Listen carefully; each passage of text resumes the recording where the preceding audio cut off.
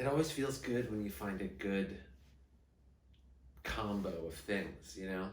Like clothing, for example, I'm always looking for good color combinations or like patterns or materials, leather, denim.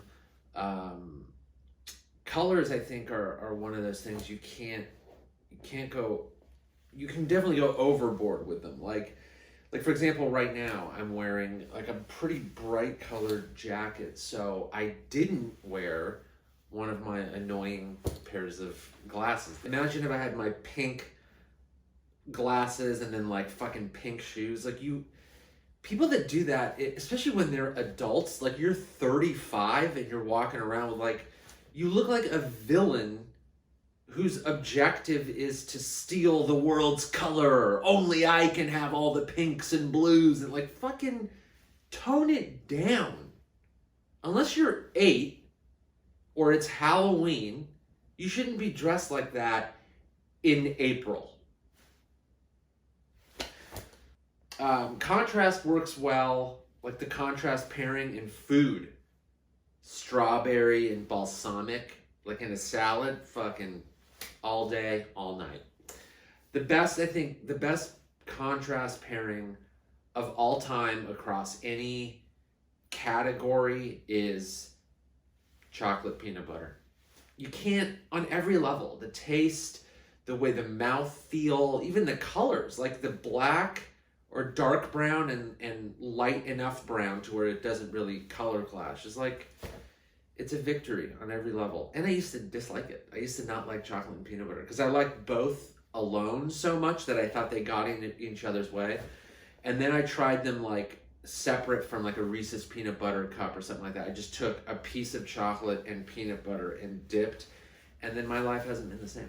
Oh, the other thing is cartoon duos.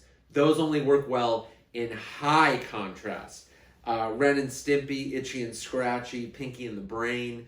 I mean, you don't want them to get along in cartoons. You don't. You want them at odds because there are no rules in cartoons. They can blow each other up and then be back 10 minutes later. You want them at war with each other. The pairing compliment thing is a little boring in food. You're like, yeah, that makes sense. It works in sports, Jordan Pippen. In music, Tom Petty and Stevie Nicks. They did Stop Dragging My Heart Around. Great.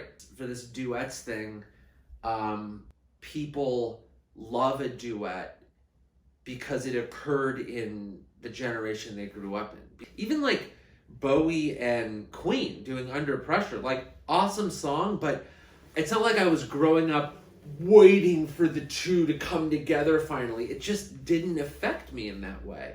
So that goes into my decision to pick the song Hunger Strike by Temple of the Dog, because Chris Cornell, Eddie Vedder, come on. Individually, their bands were the 90s. They were amazing. And then they come together to do this. Oh, they couldn't play that fucking song enough.